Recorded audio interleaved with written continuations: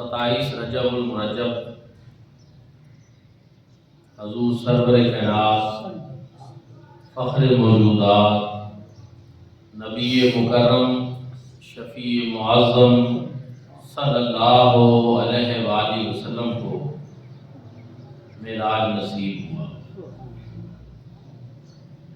اس سے قبل عام الحزن کے واقعات ہو چکے تھے کہ جناب حضرت ابو طالب اور جناب حضرت خدیجہ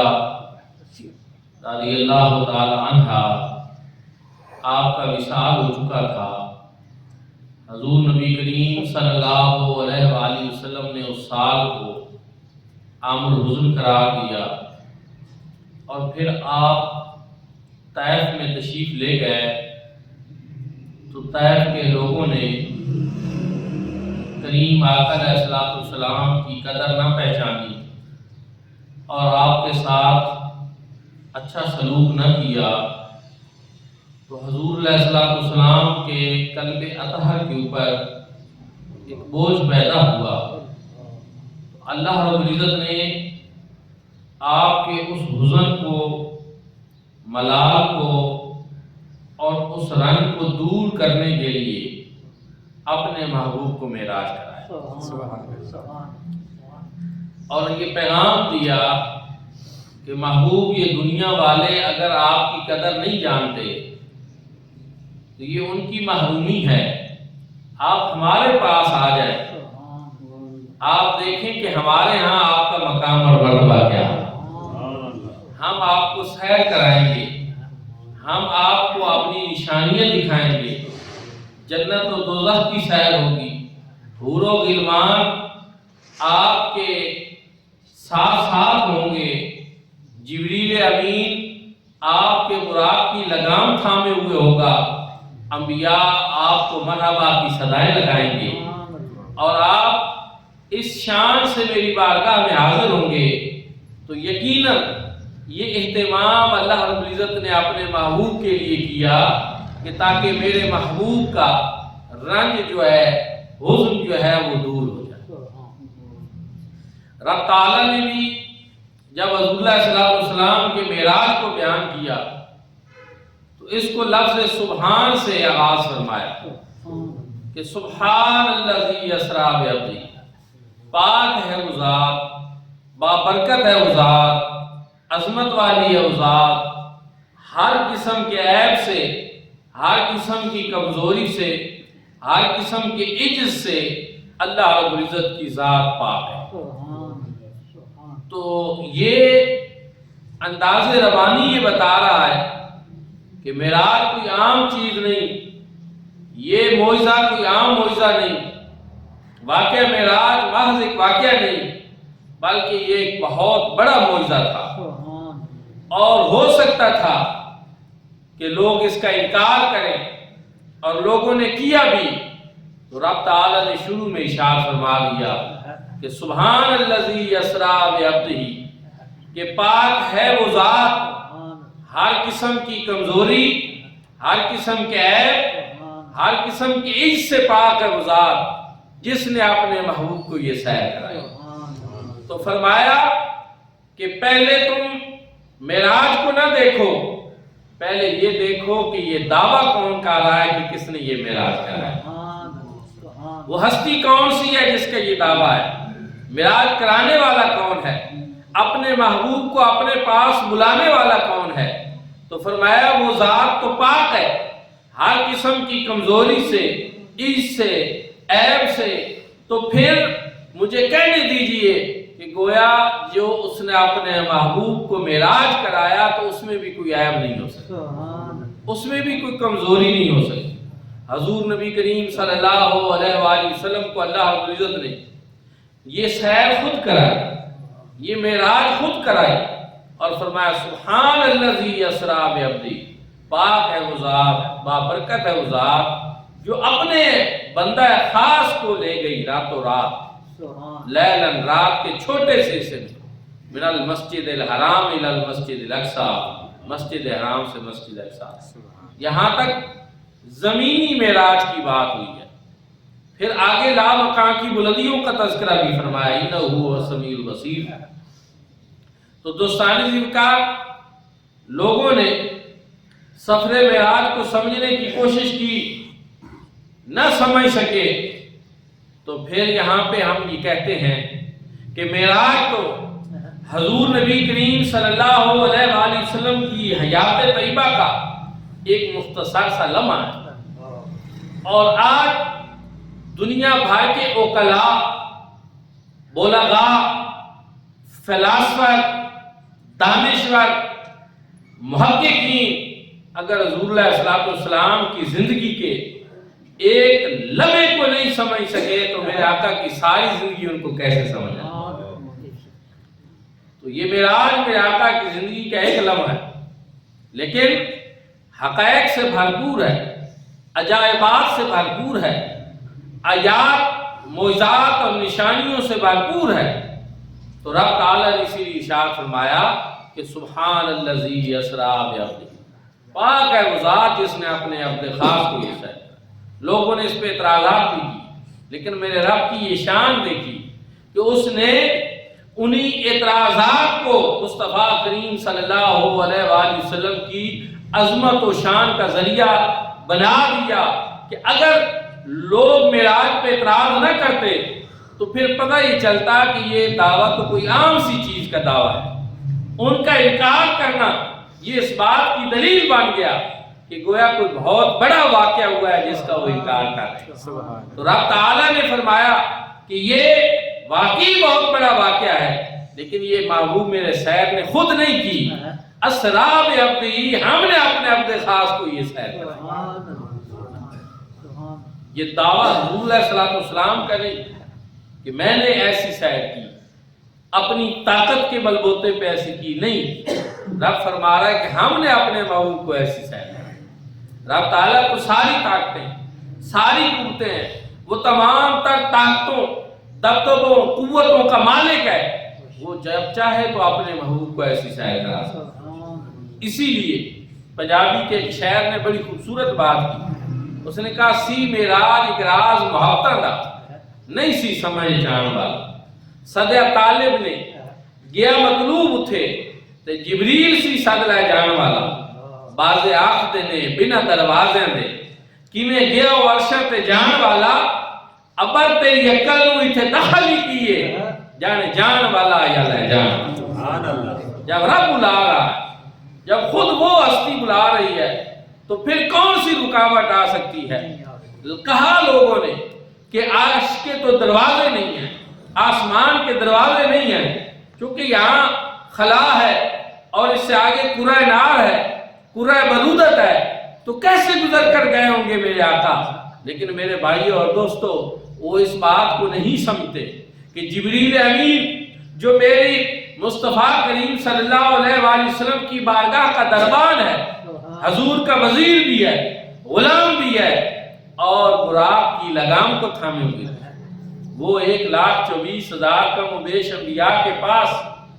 جب چاہتا ہے تو آسمانوں سے نیچے زمین پہ آ جاتا ہے، اوپر چلا جاتا ہے۔ اگر ایک غلام کو اللہ نے اتنی طاقت دے رکھی ہے تو پھر مصطفیٰ کریم صلی اللہ علیہ وسلم کی عظمت کا اندازہ کون لگا سکتا؟ سبحان اللہ۔ پھر میرے آقا کی طاقت کا اندازہ کون لگا سکتا؟ میرے آقا جہاں چاہیں، جس وقت چاہیں، جب رب بلائے تو وہاں پہنچ سکتے ہیں، کوئی رکاوٹ ایسی نہیں آ سکتی۔ ابر تیری عقل نو ایتھے دخل ہی کی جانے جان والا یا لائے جان۔ سبحان الذی اسریٰ بعبدہ، پاک ہے وہ ذات جس نے اپنے عبد خاص کو یہ سیر کرا۔ دوستانی ذکر پھر کئی سوالات پیدا ہوئے، یار لوگوں نے کئی باتیں گھڑی کہ یہ معراج جسمانی نہیں تھا، یہ معراج روحانی تھا اور منامی تھا، خواب کی حالت میں میرے آقا نے معراج کیا۔ یہ بات درست ہے کہ میرے آقا علیہ الصلوۃ والسلام نے خواب میں بھی کئی معراج فرمائے، میرے آقا کا ایک معراج نہیں ہے، لیکن جس معراج کی ہم بات کر رہے ہیں یہ میرے آقا کا معراج، معراج جسمانی، اس میں میرے آقا علیہ الصلوۃ والسلام نے جسمانی معراج کی۔ اور اس کی سب سے بڑی دلیل تو یہ ہے کہ کفار کا اس پہ اعتراض کرنا، کفار کا اس پہ اعتراض کرنا ہی اس کی سب سے بڑی دلیل ہے۔ وہ کیوں کہ کوئی اگر یہ دعویٰ کر دے کہ خواب میں آقا علیہ الصلوۃ والسلام یہ دعویٰ فرماتے ہیں کہ خواب میں مسجد حرام سے مسجد اقصی پہنچا، وہاں سے لا مقام کی بلندیوں تک پہنچا اور پھر میں واپس بھی آ گیا، تو کسی نے اعتراض ہی نہیں کرنا تھا کہ خواب میں تو اس طرح ہوتا رہتا ہے کہ انسانی روح وہ بہت بڑا سفر کرتی ہے، ایک ملک سے دوسرے ملک میں چلی جاتی ہے اور پھر واپس آتی ہے، پتہ نہیں کہاں کہاں پہنچ جاتی ہے، تو خواب کے دعوے پہ تو اعتراض کرنا بنتا ہی نہیں۔ کفار نے، مشرکین نے اعتراض کیا اور جھٹلایا، تو اللہ نے ان کے جھٹلانے کو حضور علیہ السلام کے معراج جسمانی کی دلیل بنایا۔ یہ میرے رب کی شان ہے، اعتراض کرنے والوں کی بات کوئی معراج جسمانی کی دلیل بنا دے۔ اس کا مطلب یہ ہے کہ حضور علیہ السلام کا دعویٰ معراج جسمانی کا ہی تھا، تب ان کو انکار کرنے کی نوبت پیش آئی، لیکن رب تعالیٰ نے قرآن مجید فرقان حمید میں ارشاد فرمایا، اسرا بعبدہ،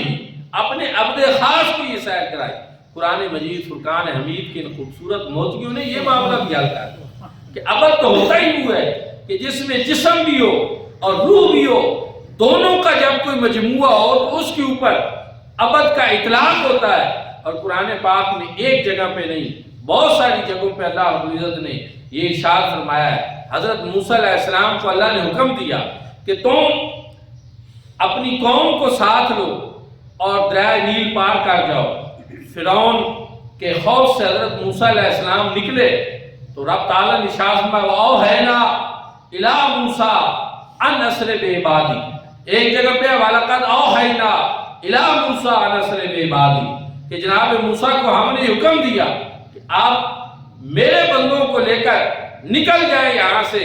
تو گزر جائیں گے آپ لوگ۔ تو یہ بے عبادی جو ہے یہاں پہ آپ غور کریں تو حضرت موسیٰ علیہ السلام جب فرعون کے ظلم و ستم سے نجات کے لیے بنی اسرائیل کو لے کر نکلے تھے تو صرف ان کے جسموں سے روحیں کھینچ کر ساتھ لے گئے تھے یا بنی اسرائیل کے جسم روحوں سمیت ساتھ تھے؟ تو قرآن نے بے عبادی کا لفظ عبد ذکر فرمایا تو پتہ یہ چلا کہ عبد کا قرآن پاک میں اطلاق ہی اس جگہ ہوتا ہے جہاں روح بھی ہو اور ساتھ جسم بھی۔ اس کی ایک اور مثال ہے، حضور علیہ السلام بیت اللہ شریف میں نماز پڑھتے تھے، ابو جہل کریم آقا علیہ السلام کو روکنے کی کوشش کرتا تھا۔ قرآن پاک نے ارشاد فرمایا ارائیت الذی ینہا عبدا اذا صلی، کہ کیا تم نے اس شخص کو دیکھا ہے جو میرے بندے کو، میرے عبد کو نماز پڑھنے سے روکتا ہے؟ حضور علیہ السلام وہاں نماز جسمانی حالت میں پڑھتے تھے، تبھی ابو جہل روکنے کی کوشش کرتا تھا۔ اگر کوئی روحانی کیفیت میں تو کسی کو پتہ ہی کیا چلے کہ یہ نماز پڑھ رہا ہے، کوئی اور سوچ رہا ہے، کیا کر رہا ہے؟ یہ تو تبھی ممکن ہے جب وہ عبادت والی حالت بنائے، جسمانی طور پر نماز پڑھے، تو پتہ یہ چلا کہ عبد کا یہاں پر بھی آیت الذی ینہا عبدا اذا صلی، تو عبد کا اطلاق یہاں بھی روح جسم دونوں کے اوپر ہوا ہے۔ تو قرآن پاک نے جب یہ فرما دیا کہ سبحان الذی اسری بعبدہ، کہ پاک ہے وہ ذات جس نے اپنے عبد خاص کو یہ سیر کرائی، تو عبد خاص فرما کر ہی گویا یہ بتا دیا کہ اللہ رب العزت نے یہ سیر حضور علیہ السلام کو، یہ معراج حضور علیہ السلام کو صرف روحانی اور صرف منامی، صرف خواب میں نہیں کرائی، بلکہ روح اور جسم دونوں کے ساتھ اللہ رب العزت نے اپنے محبوب کو سبحان الذی یسری بعبدہ لیلا، رات کے چھوٹے سے حصے، یہ لیلن کے اوپر ایک تنوین ہے اور اب تنوین للتقلیل، یہ کبھی کبھی قلت بیان کرنے کے لیے بھی آتی ہے کہ پوری رات نہیں لگی، رات کا ایک تھوڑا سا مختصری سا تھا جس میں حضور علیہ السلام نہیں ملا۔ آغاز کہاں سے ہوا؟ من المسجد الحرام، مسجد حرام سے ہوا، بیت اللہ شریف سے ہوا، اور کہاں تک؟ پھر مسجد اقصی تک لے جایا۔ یہ منازل تھی معراج کی، اور شیخ عبدالحق مقدس دہلوی رحمۃ اللہ تعالی فرماتے ہیں کہ وہ معراج جو قرآن میں بیان ہوا ہے اس کا کوئی انکار کرے گا تو کفر ہو جائے گا۔ من المسجد الحرام الی المسجد الاقصی، اور پھر مسجد اقصی سے آگے جو انہ هو السمیع البصیر میں قرآنی اشارہ بھی ہے، اور حضور علیہ السلام نے خود جو ہے جو معراج آگے بیان کیا، کتب احادیث میں تفصیلات اس کی موجود ہیں، ان کا جو انکار کرے گا تو وہ شخص پھر گمراہ ہو جائے۔ اس لیے دوستان ذکر حضور علیہ السلام مسجد حرام سے مسجد اقصی ہے۔ اب رب کی بھی یہ شان دیکھیے کہ مسجد اقصی کیوں لے جایا گیا؟ ایک تو وجہ اس کی اللہ رب العزت نے خود بیان کر دی کہ اس وجہ سے من المسجد الحرام الى المسجد الاقصی الذی بارکنا حولہ لنوریہ من آیاتنا، تاکہ وہ نشانیاں جو ہم نے اس کے ارد گرد رکھی ہیں وہ اپنے محبوب کو دکھا۔ ان نشانیوں میں حضور علیہ الصلوۃ والسلام نے دیکھا کیا؟ حضور علیہ الصلوۃ والسلام خود بیان فرماتے ہیں کہ فیضا ہوا مررت بقبر موسیٰ فیضا ہوا قائم یصلی فی قبرہ، کہ میں جناب موسیٰ علیہ السلام کی قبر کے پاس سے شب معراج گزرا تو میں نے دیکھا کہ وہ قبر میں کھڑے ہو کر نماز پڑھ رہے۔ دوستانی کا یہ مسلم شریف کی حدیث ہے۔ اب ان لوگوں کو اس پہ غور کرنا چاہیے جو نعوذ باللہ کہتے ہیں کہ نبی مر کر مٹی میں مل جاتے ہیں، کہ یہاں میرے آقا فرما رہے ہیں کہ میں جناب موسیٰ کی قبر کے پاس سے گزرا اور میں نے دیکھا کہ وہ قبر میں کھڑے ہو کر نماز پڑھ رہے تھے کھڑے ہو کر، میرے آقا نے ان کو دیکھا۔ اب دوستان کا اس سے پتہ ہی چلا کہ انبیاء کرام مرنے کے بعد بھی نعوذ باللہ مر کر مٹی میں نہیں مل جاتے، بلکہ وہ زندہ ہوتے ہیں اور جب چاہیں تو پھر اس طرح نمازیں بھی پڑھتے۔ پھر حضور علیہ الصلوۃ والسلام مسجد اقصی میں پہنچے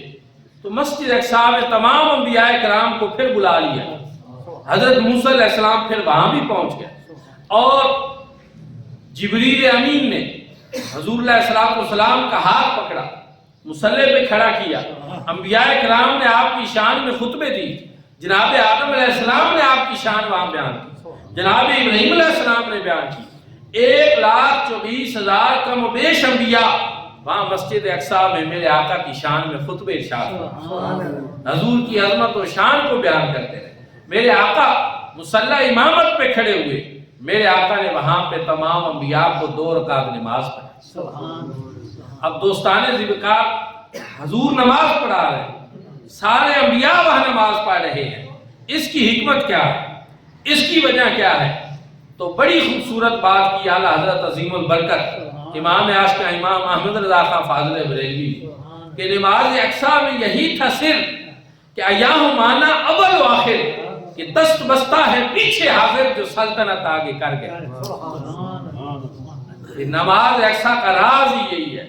کہ بعض لوگوں کے ذہنوں میں یہ خیال آ سکتا تھا کہ جناب آدم علیہ السلام اس دھرتی پہ پہلے آئے ہیں اور انہوں نے اپنی نبوت کا کلمہ پڑھوایا تو شاید ان کی عظمت و شان زیادہ ہے، جناب نوح پہلے گزر گئے شاید ان کی شان زیادہ ہے، جناب ابراہیم پہلے گئے شاید ان کی شان زیادہ ہے، اور میرے آقا سب سے بعد میں آئے ہیں۔ تو یہ ایک خیال تھا، اس طرح کا گمان ہو سکتا تھا۔ رب تعالیٰ نے بتانا یہ چاہا کہ ایسی بات نہیں ہے، آج دیکھ لو شب معراج سب سے آگے کائنات کے وہ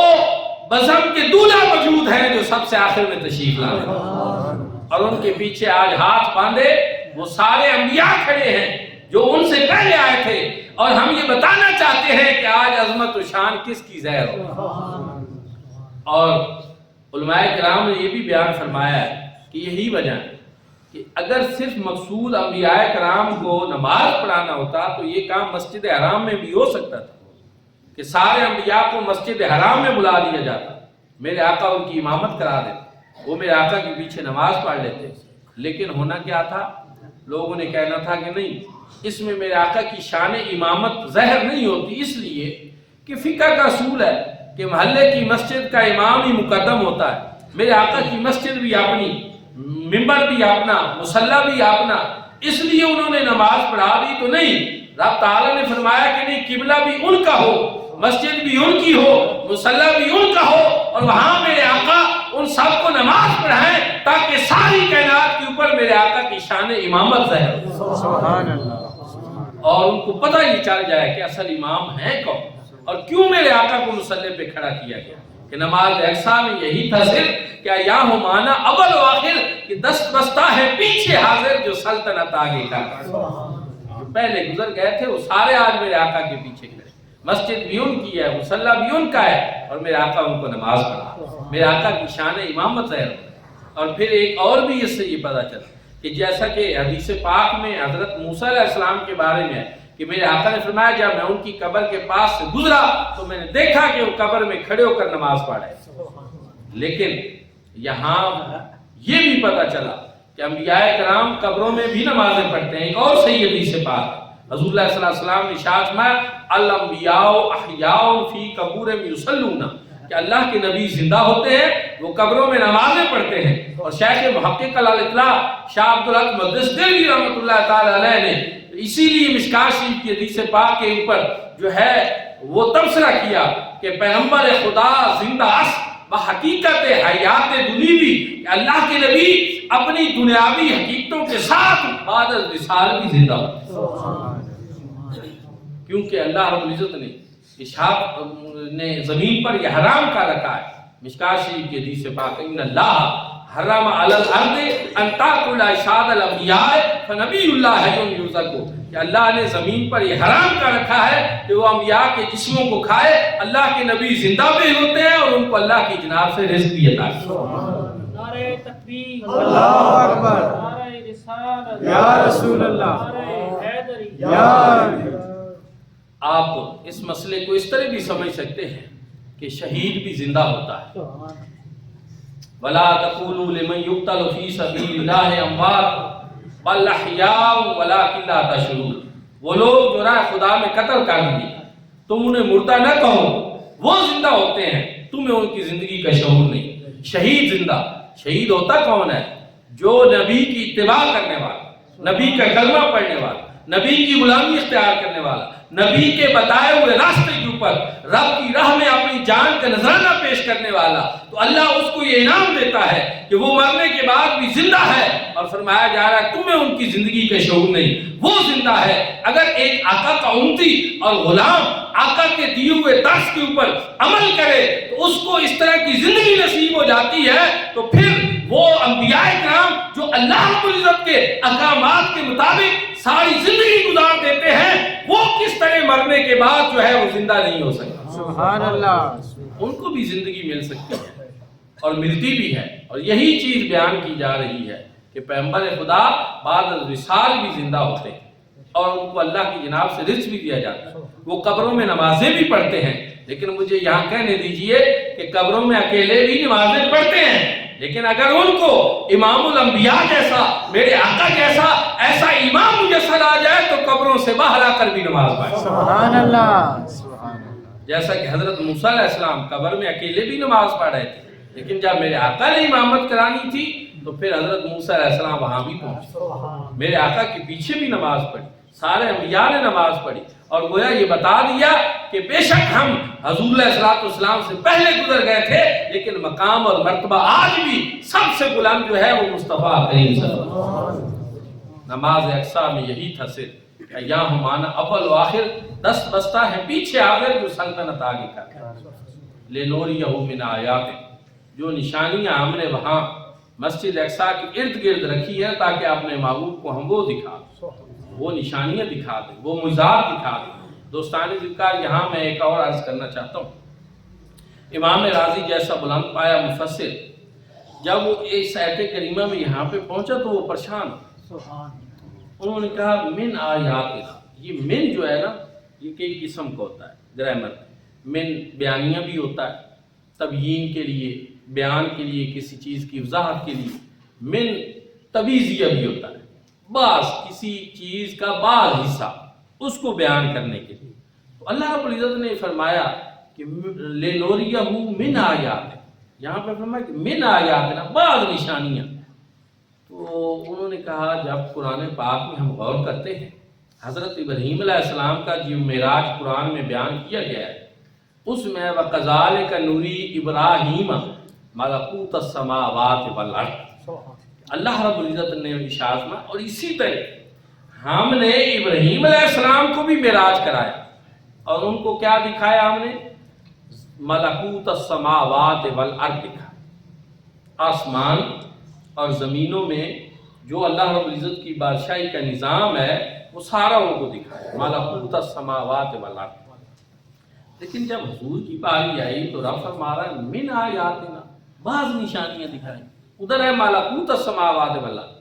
ادھر ہے بعض نشانیاں۔ تو امام راضی پریشان ہو گئے، امام راضی نے اس کی تفسیر یہاں پہ روک دی، کہا یہ ایک مسئلہ بن گیا، رات کو سو گئے، میرے آقا تشریف لائے، آج کی راضی پریشان ہو،